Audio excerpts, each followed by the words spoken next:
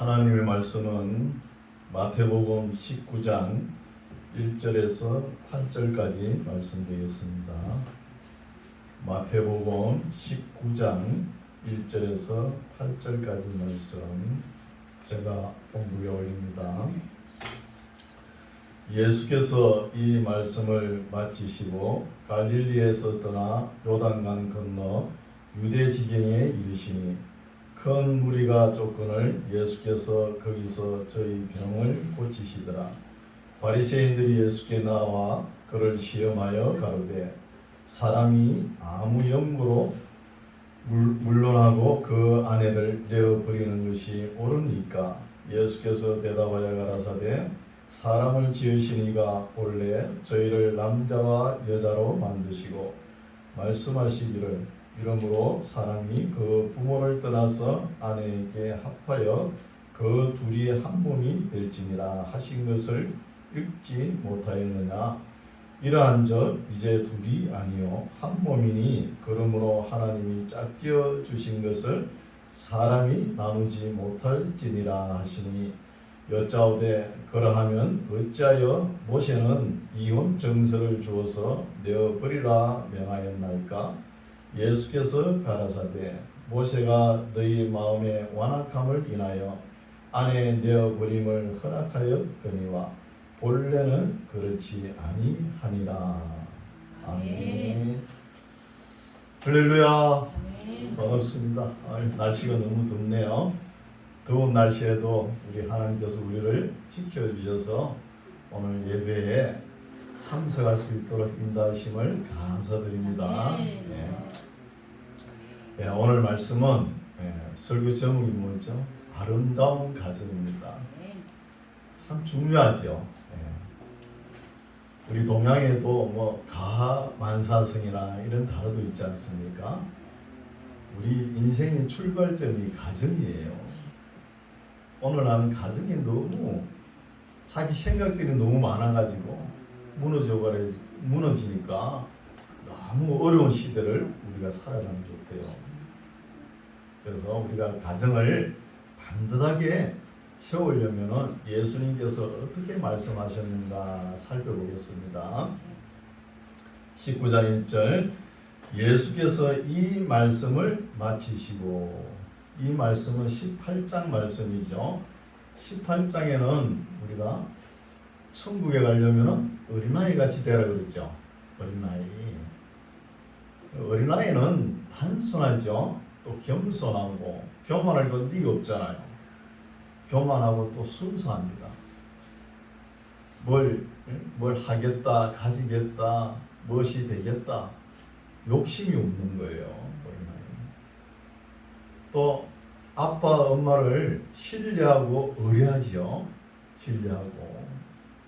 여러분 그런 마음으로 우리가 가정을 이루어 가야 돼요. 가장이라 해가지고 자기 고집대로 다 하고 또 어머니라 해가지고 어머니 마음대로 다 해버리면 자녀들은 어떡합니까? 서로 존중하면서 이끌어가는 것이 가정입니다. 이것을 하나님께서 가장 기뻐하시는 거예요. 그래서 19장 1절 예수께서 이 말씀을 마치시고 갈릴리에서 떠나 요단강 건너 유대 지경에 이르시니, 이런 말씀을 읽을 때 성경 지도를 옆에 놔두고 이런 말씀을 읽으면 우리 피부에 와닿습니다. 하나님 말씀이. 집에 가셔가지고 성경 지도책 있죠. 큰 걸 하나 사세요. 사가지고 성경 읽을 때 예수님의 행보를 이렇게 더듬어가지고 지명을 따라가지고 가면 더 은혜가 됩니다. 2절 큰 무리가 쫓거늘 예수께서 거기서 저희 병을 고치시더라. 예수님께서 어디 가시든 간에 하나님의 말씀을 가르치시고 또 복음을 전파하시고 또 병을 고치시는 거예요. 그러니까 사람들이 그럴 때처럼 모여들죠. 능력도 많으시고 또 하나님 말씀을 잘 가르치시니까 가르치는 게 중요한 거예요. 뭘 알아야 우리가 행하든지 할 거 아닙니까? 중요하죠. 3절 바리새인들이 예수께 나와 그를 시험하여 가로되 사람이 아무 연고를 물론하고 그 아내를 내어 버리는 것이 옳으니까. 예수께서 대답하여 가라사대 사람을 지으신 이가 본래 저희를 남자와 여자로 만드시고 말씀하시기를 이러므로 사람이 그 부모를 떠나서 아내에게 합하여 그 둘이 한 몸이 될지니라 하신 것을 읽지 못하였느냐. 이 말씀이 창세기 2장 24절 말씀이죠. 이 말씀을 예수님께서 다시 한 번 더 말씀하시면서 하나님께서 창조하신 그 뜻을 이야기하는 거예요. 여기 보면은 말씀하시기를 이러므로 사람이 그 부모를 떠나야 되는 거예요. 여러분 동양에서는 여성들이 시집 간다 그러죠. 남편 쪽에서 시집 온다 그러고 그렇죠. 여자가 떠나는 줄 아는데 그게 아니에요. 성경은 남자가 떠나야 되는 거예요. 남자가 떠나야 가정을 이루는 거예요. 남자가 결혼식이 나이가 그렇게 들어가지고도 엄마 치맛자기는 자꾸 마마보이가 되어서는 안 되죠. 떠나보내야 되는 거예요. 부모 입장에서도. 그래야 가정이 되는 거예요. 남자가 떠나야 되는 것이죠. 사람이 그 부모를 떠나서 아내에게 합하여 그 둘이 한 몸이 될지니라 하신 것을 읽지 못하느냐. 그럼 둘이 한 몸이 되니까 여기서부터 가정이 출발이 되는 거예요. 가정이 굉장히 중요한 말씀이죠. 가정이 6절 이러한저 이제 둘이 아니요 한 몸이니 그러므로 하나님이 짝지어 주신 것을 사람이 나누지 못할지니라 하시니라. 이런 말씀도 우리가 잘 새겨들어야 됩니다. 예수님께서 하신 말씀인데 우리가 여성들을 보면 요즘은 너무나 결혼을 안 하죠. 모르겠어요. 왜 안 하는지. 물질이 풍부해서 그런지 모르겠어요. 도대체 결혼을 안 하려고 여성들이. 또 여성들 50 넘은 사람들이 많거든요. 근데 결혼을 할 결혼 상대자를 만날 그 기회는 많았을 거예요. 많았는데 자기의 성격과 자기가 바라고 원하는 것과 맞지 않다고 계속 차버리는 거 있죠. 여성들이. 그래가지고 50이 넘도록 60이 가까이 돼도 결혼을 안 하는 거예요. 이제 그때서부터 이제 말씀을 깨닫는 거예요. 자기는 자기와 결혼할 상대자는 예정되고 선택된 줄 알았대요. 집신도 짝이 있다 그러는데 그러면서 아닙니다. 결혼 상대자는 예정된 게 아닙니다.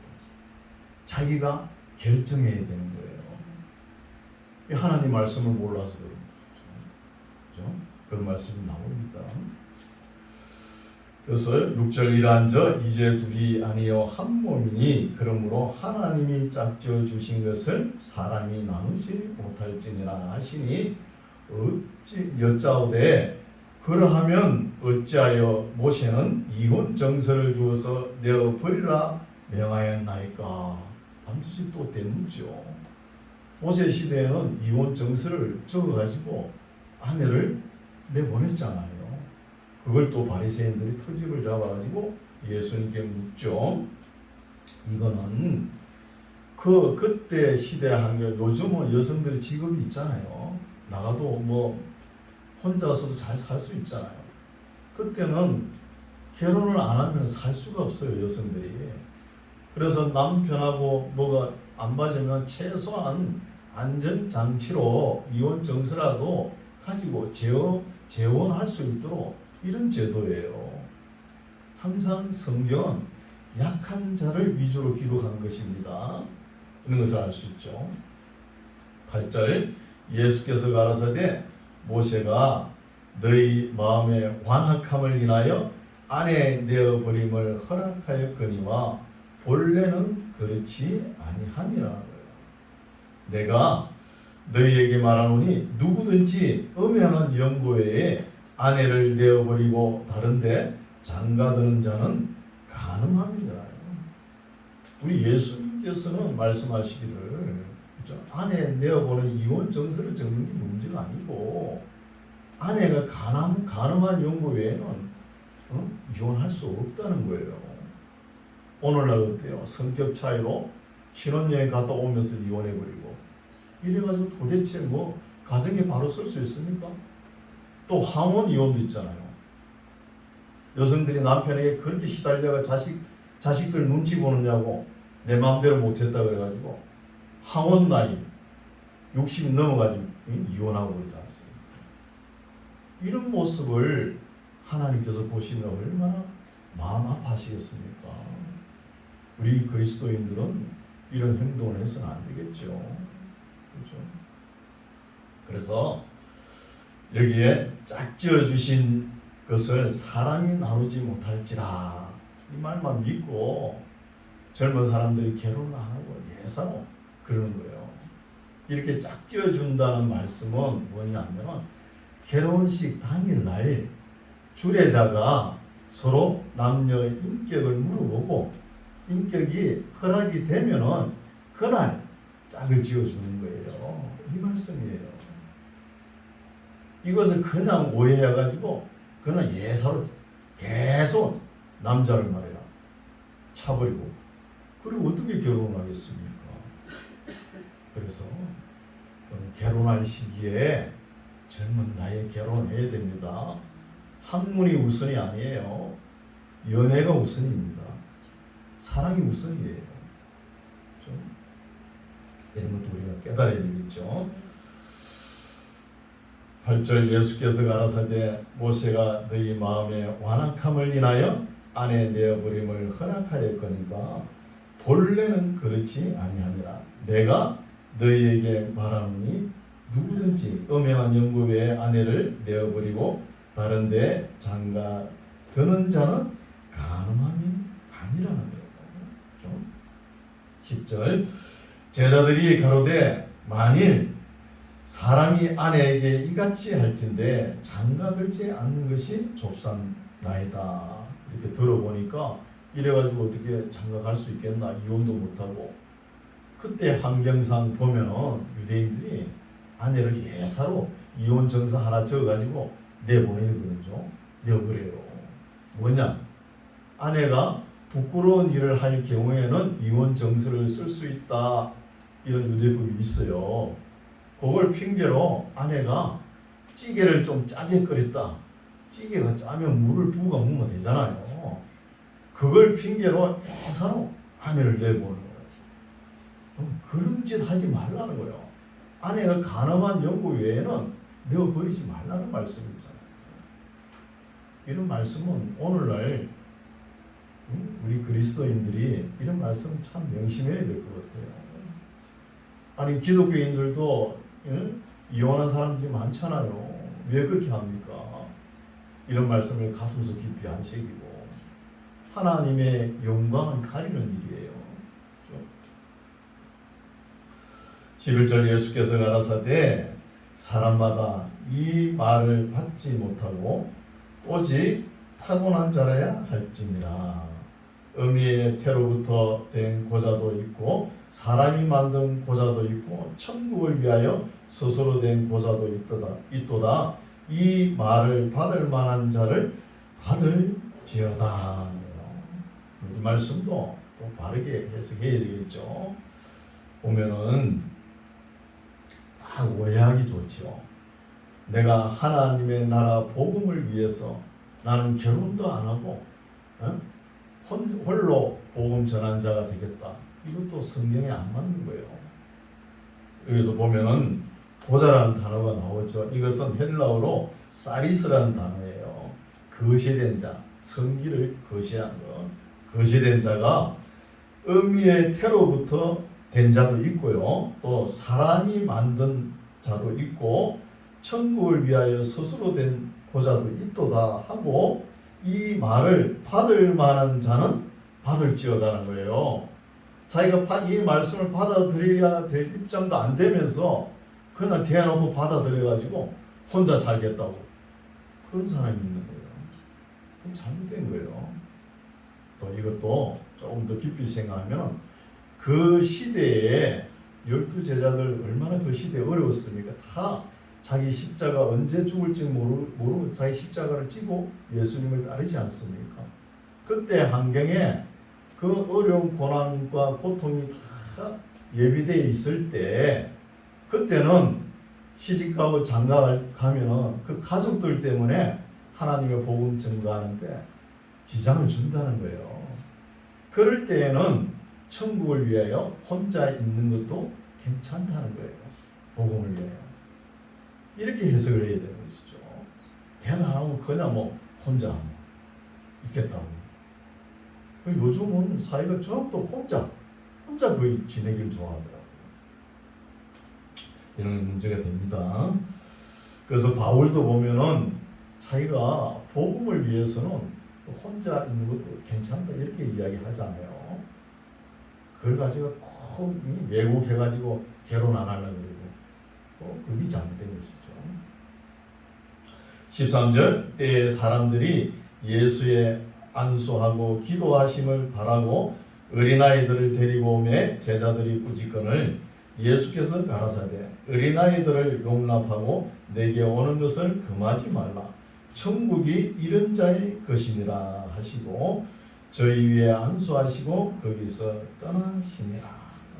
어린아이처럼 겸손한 자세로 우리가 주님을 따라가야 될 줄 믿습니다. 16절 말씀 우리가 너무나 잘 알죠. 사복음서에 다 나오는 말씀이에요. 부자고 청년이고 관원이고요. 누가 봐도 복 받은 사람입니다. 그렇죠. 이때 관원이라 그러면은 학문이나 덕망을 어디다 내놔도 빠지지 않는 사람이에요. 관원이라고 해요.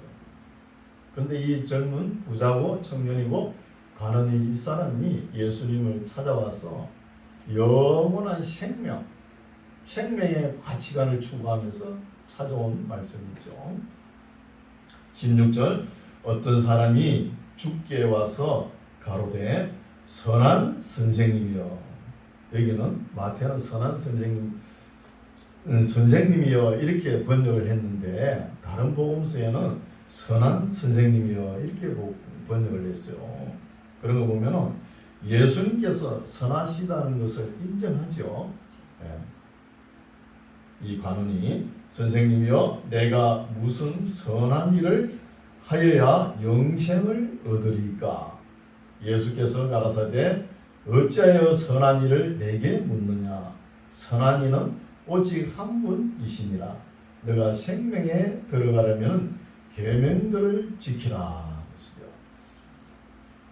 여기서 선한 이는 오직 한 분이시니라 하면은 예수님께서 말씀하셨지만 그러면은 이 말씀 속에 뜻이 뭐냐 하면 예수님께서 내가 하나님이기 때문에 선하다는 거예요. 또 부자 청년은 어때요? 나도 평소에 선한 일을 많은 하는 사람입니다. 이런 말이 내포되어 있죠. 18절 가로되 어느 계명이 옵니까? 예수께서 가라사대 살인하지 말라, 간음하지 말라, 도적질하지 말라, 거짓 증거하지 말라. 이건 뭐예요? 5계명부터 나오죠. 앞에 4계명까지는 언급도 안 합니다. 너무나 잘 지키기 때문에. 나 외에는 다른 신을 두지 말라. 있죠? 1계명이잖아요. 2계명은 하늘에 있는 것이나 땅에 있는 것이나 땅속 물속에 아무 우상도 만들지 말고 섬기지 말라 그러잖아요. 또 세 번째는 내 이름을 망령되이 걷지 말라. 네 번째 안식일을 지키라. 이거는 이 부자 청년은 퍼펙트하게 잘 지켰다는 것이죠. 그러면 우리가 볼 때는 참 부럽죠.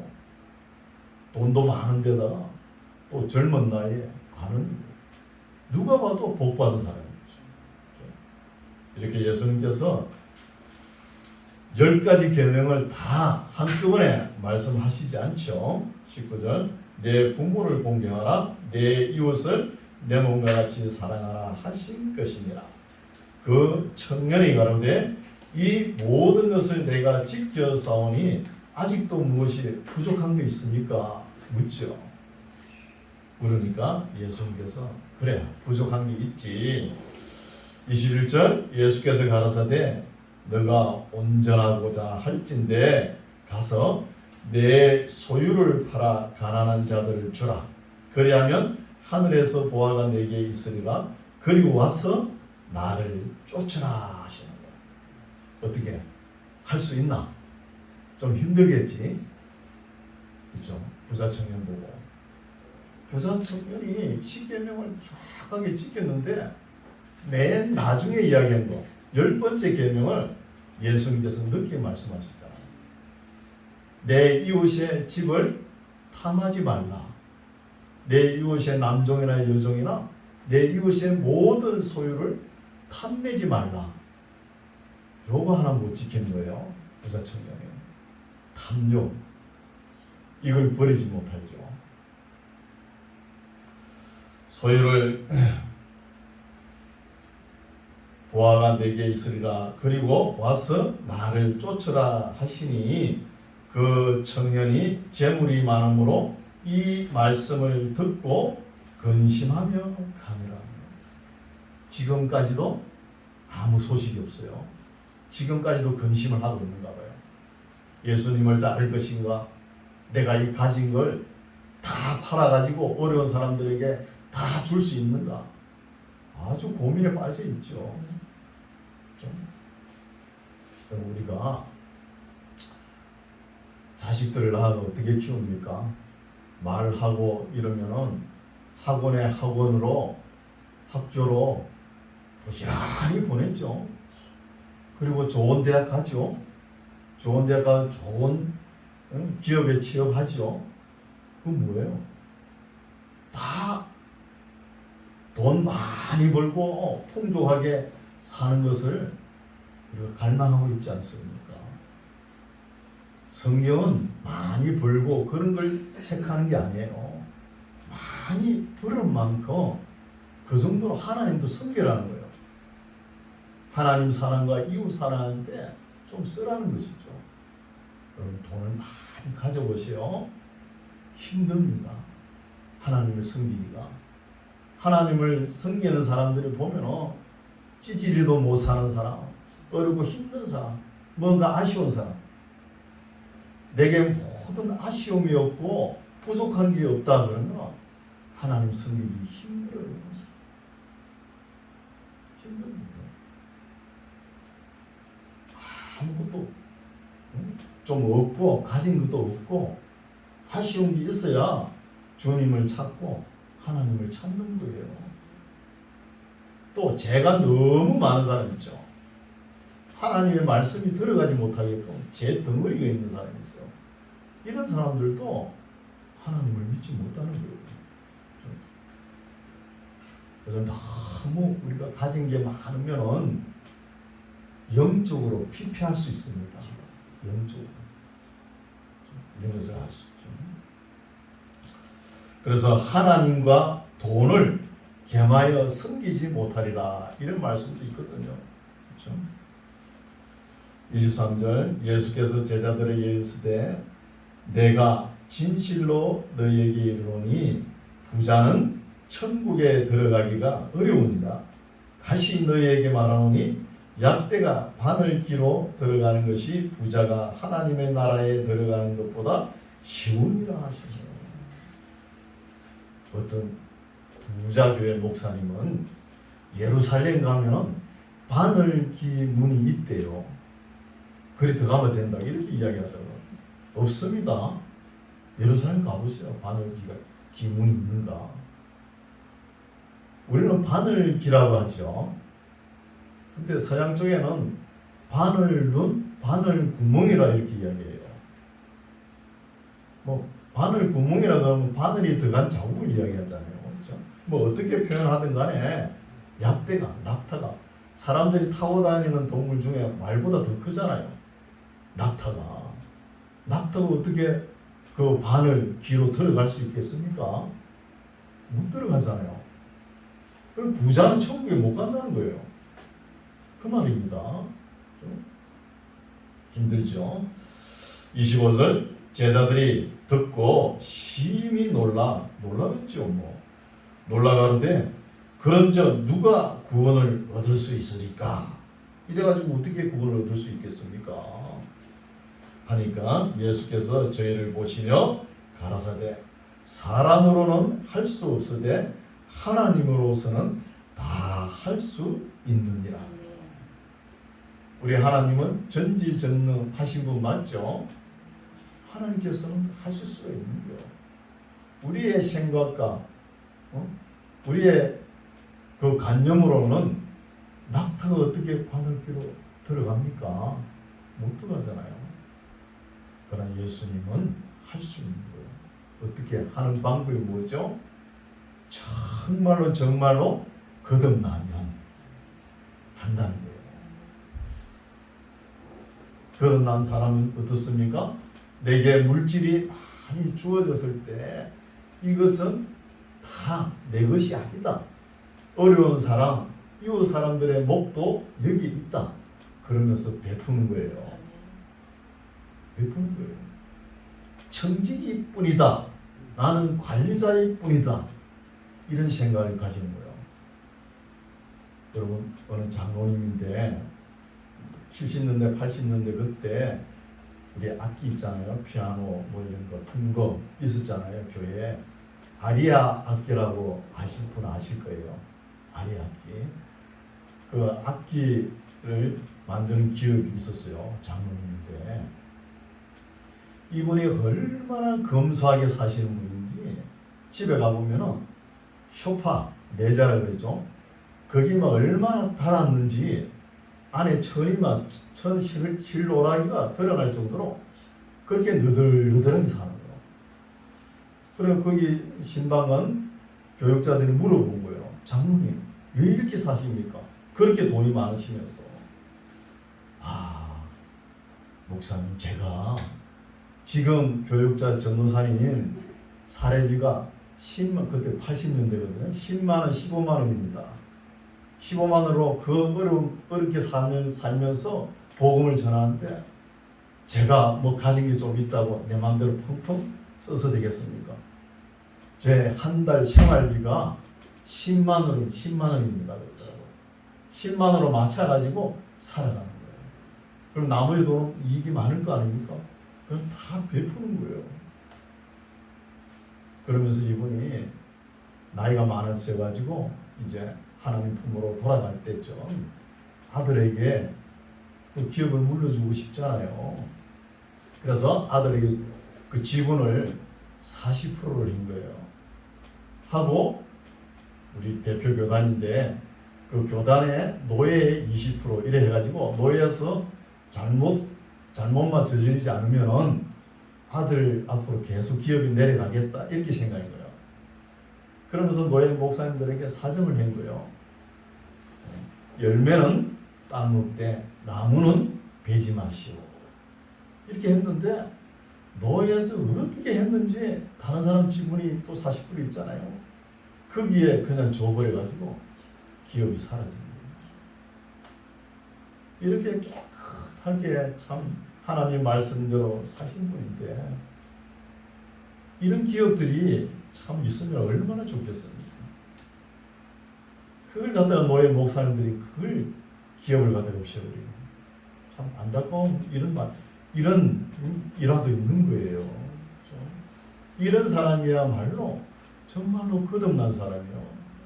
우리 하나님께서는 물질이 풍족하고 예수님을 잘 따르면 그 사람을 최고로 치는 거예요. 그보다 더 복 있는 사람이 없다는 것입니다. 대개 사람들이 어때요? 그렇게 못하니까 그렇죠. 그렇죠. 이런 말씀 우리가 귀담아 들어야 되겠죠. 26절 예수께서 저희를 보시며 가라사대 사람으로는 할 수 없으되 하나님으로서는 다 할 수 있느니라. 믿으시기 바랍니다. 네. 27절 이에 베드로가 대답하여 가로되 보소서 우리가 모든 것을 버리고 주를 쫓아싸우니 그런저 우리가 무엇을 얻으리까? 제가 볼 때는 베드로는 별로 버린 거 없는데요. 뭐 나무 목선 배 하나 버렸을까요? 그물하고 그것도 오래돼가지고 뭐 그 정도 하기야 뭐 버린 거 버렸죠. 그럼 천국을 향하여 가는 사람은 버릴 것은 좀 버려야 됩니다. 네. 저도 이 말씀을 읽을 때 하나님 앞에 너무 부끄러워요. 제가 사실 버린 게 없어요. 너무 버릴 것이 없어가지고 버리지를 못했어요. 버릴 것도 없고. 그러면은 천국에 가면은 상이 좀 부족할 거 아닙니까? 이 세상에 있으면서 내가 가진 걸 많이 좀 버렸으면 천국에 가면 상이 좀 있을 텐데, 그죠? 이런 마음이 드는 거예요. 28절 예수께서 가라사대 내가 진실로 너희에게 이르노니 세상이 새롭게 되어 인자가 자기 영광의 보좌에 앉을 때에 나를 쫓는 너희도 12 보좌에 앉아 이스라엘 12지파를 심판하리라. 보상이 이 정도면 되지 않았나 이거죠. 예수님 말씀. 천국에 가면은 공평하죠. 우리 하나님은 공평하신 하나님이시잖아요. 우리 공평이라는 것을 볼 때 모든 사람에게 일률적으로 똑같이 주는 것도 공평이죠. 그러나 어떤 사람은 배가 큰 사람은 더 많이 주고 배가 작은 사람은 작게 주는 것도 공평이라는 거예요. 그래서 천국에 가면은 하나님은 공평하신데 차별이 있을 것 같아요. 공평한 차별. 그렇죠? 그래서 상급이 있다고 하지 않습니까? 상급. 그래서 내가 행한 대로 갚으리라 이런 말씀도 있잖아요. 행한 대로. 우리가 행한 대로 받는 거예요. 이것도 공평입니다. 29절 또 내 이름을 위하여 집이나 형제나 자매나 부모나 자식이나 전토를 벌인 자마다 여러 배를 받고 또 영생을 상속하리라. 여러분 주님을 따라가면서 버린 거 있습니까? 많지요. 많아야 됩니다. 내 생각은 이거는 절대 나는 죽을 때 가져가야 돼. 그것까지 버리세요. 못 가져갑니다. 버리고 주님을 따라가십시오. 그래야 상이 있는 거예요. 아무것도 버린 거 없으면 천국에 가도 아무 상이 없을 거예요. 그렇죠? 이런 말씀이죠. 30절 그러나 먼저 된 자로서 나중되고 나중된 자로서 먼저 될 자가 많으리라. 이것도 참 우리 가슴에 와닿죠. 우리의 신앙 연조를 그죠? 자랑할 것도 아니지만 무시할 것도 못 됩니다. 여러분 모태 신앙이라는 그런 사람 있죠. 저는 모태 신앙을 가진 사람을 교회에서 뭐 시키면 못해요 이런 사람이 모태 신앙인 줄 알았어요. 뭐 시킬 때마다 못하대. 보니까 모태 신앙 가진 사람들이 보면은 교회가 이런 일 저런 일 다 하고 어려울 때 서무서하게 넘어가요. 뭐 교회 어려운 일 뭐 한두 번 당해보나 그러면서 넘어가는 거예요. 뭐 저같이 머리가 다 커가지고 해가 다 해가지고 믿은 사람들은 교회가 어렵고 이러면 그 풍파에 이겨내지 못할 경우가 있어요. 그런가? 자랑할 것도 못 되고, 그죠? 무시할 것도 못 되죠. 또 성도님들이 신앙생활을 하는 거 보면요, 10년, 20년, 30년 신앙생활을 하면서 그 믿음이 하나도 안 자란 사람이 있어요. 그럼 우리 믿음 생활도 규정 속도가 있는 거예요. 어느 정도 하면 하나님의 말씀을 알고 알아야 되는 거예요. 근데 또 어떤 사람은 아니 교회 나온 지 몇 년 안 되었는데 아유 성경 말씀을 다 알고 그걸 실천하려고 그런 거예요. 그런 사람은 너무 빨리 가는 것 같아요. 빨리 가도 위험할 수가 있는 거예요. 너무 더디 가는 것도 그것도 문제예요. 그러다가 교회 한두 번 빠지고 1년에 한두 번 나올까 말까 하다가 그러다가 몇 년에 한 번씩 나오고 그러다가 안 나오는 거예요. 안 나오는 거예요. 그래서 우리가 믿음 생활을 할 때 우리는 궁극적인 목표가 어디요? 천국이죠. 이거는 절대적 가치가 있는 거예요. 절대적 가치를 있는 것을 향하여 달려가는데 상대적 가치, 우리 주위의 환경, 어려움 이것 때문에 주춤하고 위축되고 이래 되가 되겠습니까? 안 되죠. 그래서 믿음이 이렇게 보면은 천천히 걸어가는 사람도 이렇게 제대로 걸어가면 되는데 너무 늦게 걸어가가지고 나중에 천국 문을 닫아버리는데 문 열어주세요 하면 됩니까? 기름이 없어가지고 등은 준비됐는데 기름 사러 갔는데 갔다 오니까 문이 닫혀버렸네. 그렇죠. 우리 인생을 살아가면서 이런 일 저런 일 다 겪을 수 있어요. 또 예수 잘 믿는 사람이 떠났다가 돌아올 수도 있는 거예요. 왕년에 내가 남전도에 여전도에 회장을 했니? 나도 집사 때는 어떻게 생활했니? 그거 아무 소용없어요. 지난 일은 현재가 제일 중요합니다. 현재 내가 하나님과 교제를 하고 있는가? 주님과 같이 길을 가는가?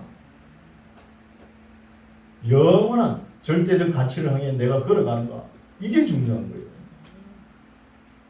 우리 만나교회 성도님들은 우리 가정을 잘 지키면서 항상 성실하고 진보 있는 저 천국을 향해 가는 길에 절대적 가치를 가지고 가는 길에 주위에서 여러 가지 방해하는 거 많죠.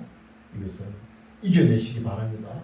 이겨내시면서 기쁨으로 감사하며 신앙생활하는 저와 여러분 되시기 바랍니다.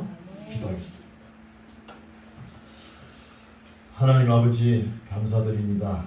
오늘 하나님을 믿는 아름다운 가정에서 용서와 사랑을 배우며 바른 가치관을 세워서 영원한 절대 가치를 위해서라면 세상의 상대적인 가치를 다 포기할 수 있는 우리 모두가 되게 하옵소서. 하나님 아버지, 우리 모든 믿음의 가정들 하나님 말씀을 통해서 용서하고 사랑으로 풀어버리고 마음에 걸림이 없는 아름다운 가정과 관계가 회복되게 인도하옵소서. 진리와 화평을 심어서 의의 열매를 거두며 우리 가정과 우리의 삶이 되게 하여 주시옵소서. 예수님 이름으로 기도드립니다. 아멘.